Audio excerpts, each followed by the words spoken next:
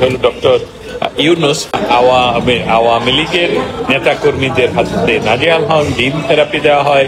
Not only that, তারপর ওনার গাড়ির সামনে মানুষ শুয়ে পড়ে এবং হলো ডক্টর ইউনূস ফখরুলকে অসহায়ের মতন এয়ারপোর্টে ফেরে কোনো প্রোটোকল না দিয়ে ফেলে রেখে চলে যান। আমি দস্তগীর জাহাঙ্গীর, ওয়াশিংটন ডিসি থেকে কথা বলছি। ডক্টর ইউনূস বাংলাদেশ জাতীয়তাবাদী দলের মহাসচিব মির্জা ফখরুলকে সাথে নিয়ে আজকে যুক্তরাষ্ট্রের ইস্টার্ন টাইমে দুপুর 2টার দিকে নিউ ইয়র্কের জেএফকে এয়ারপোর্টে উনি অবতরণ করেন।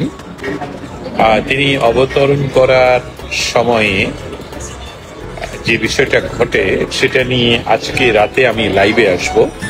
আমাদের এখন সন্ধ্যা, আরো 4-5 ঘন্টা পরে অবশ্যই আপনাদের সাথে এই বিষয়গুলো নিয়ে সরাসরি নিউ ইয়র্ক থেকে চেষ্টা করব যারা সেখানে উপস্থিত ছিল তাদেরকে সামনে নিয়ে আসা, তাদের সাথে কথা বলা।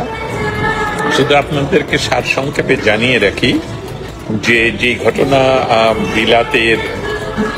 বিলাতে ঘটেছে সেটা মার্কিন দেশেও ঘটলো।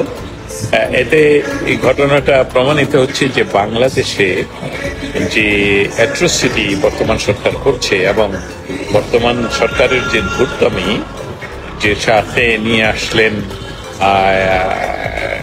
বাংলাদেশ জাতীয়তাবাদী দলের মহাসচিব।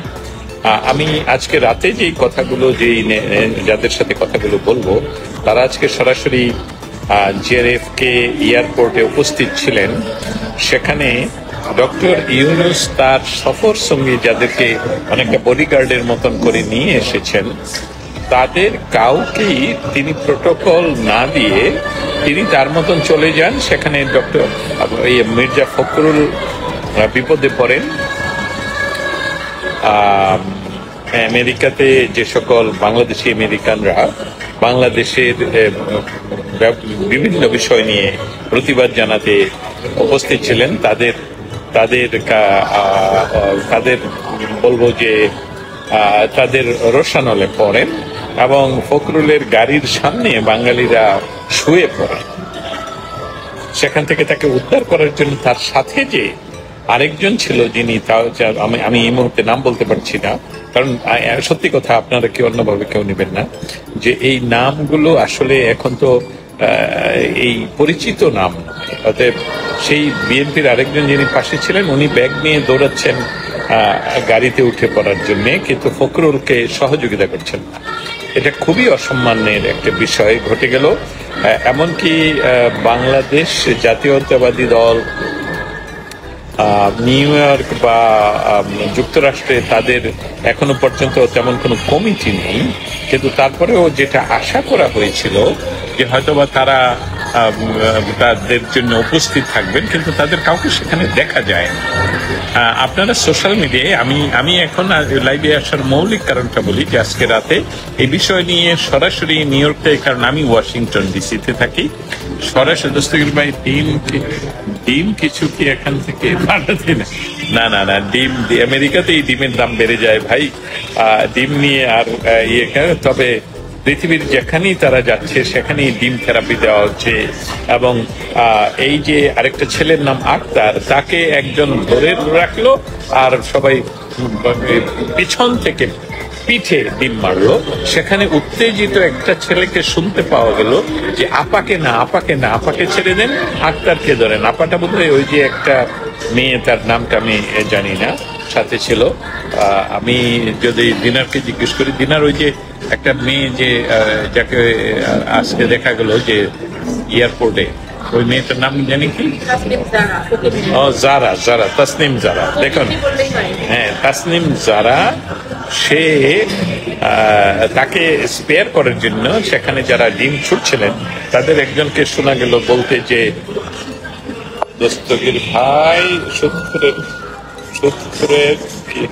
হ্যাঁ, কথাগুলো উপরে চলে যাচ্ছে। দস্তগীর ভাই সূত্রের যত দূষণ গেছে সবাইকে দিতে হবে। আমি ডিম থেরাপি দিব কি করে? আমি ডিম থেরাপি যদি দেওয়া হয় তাহলে সেটার সংবাদ আমি আপনাদের সামনে নিয়ে আসতে পারবো। ওই যে যারা মেয়েটাকে আওয়ামী লীগের নেতৃবৃন্দ এবং আপনারা ভিডিও আসলে শুনতে পাবেন, ভিডিও ইতিমধ্যে সোশ্যাল মিডিয়াতে প্রচুর।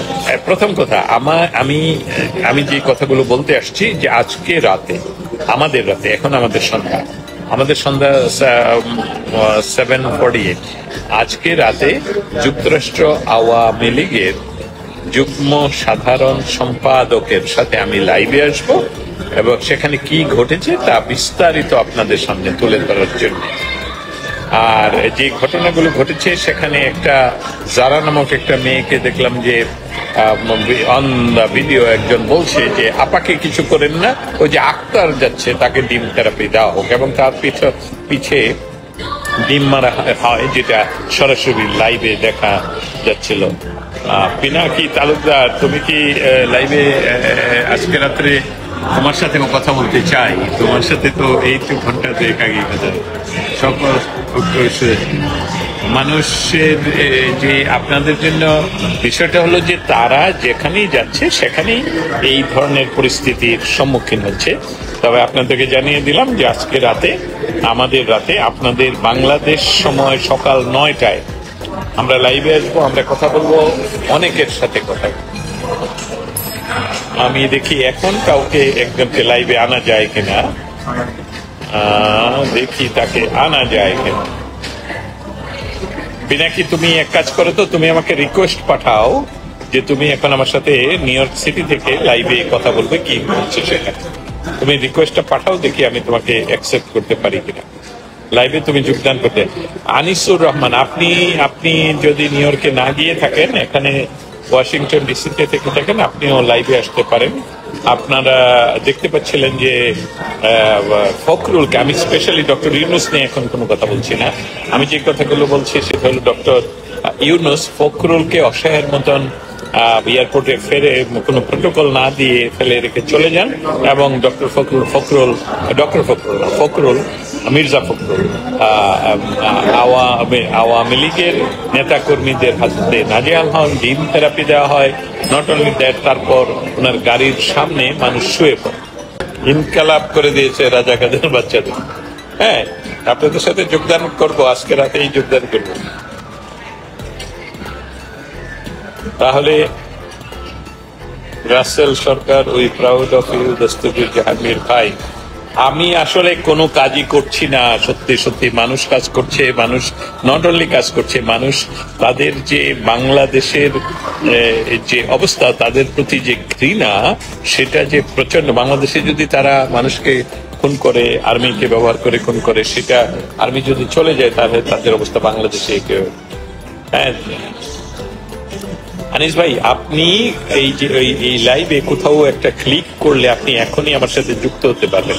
আমি বিষয়টা সরাসরি জানি না, তবে আপনাকে যদি আমি আজকে যদি রাতে 11টায় আপনি থাকেন, তাহলে বাবু ভাইয়ের সাথে আপনি যোগদান করতে পারেন। ঠিক আছে? ছাতা কই? ছাতা নাই তো, ছাতা না।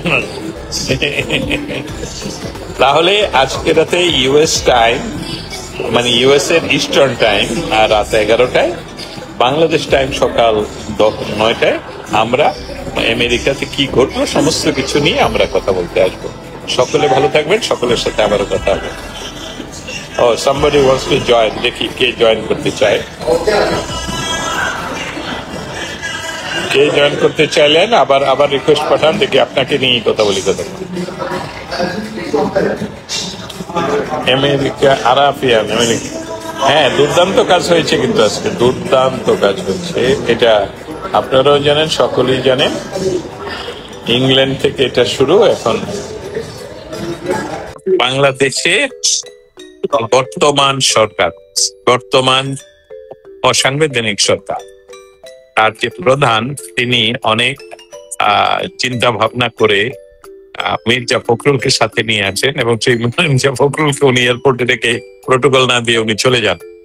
তাদেরকে সেখানে ডিম দিয়ে আক্রমণ করা হয়, অনেকে বলছেন ডিম থেরাপি, এবং অনেক ঘটনা ঘটে যায় আমাদের নিউ ইয়র্কের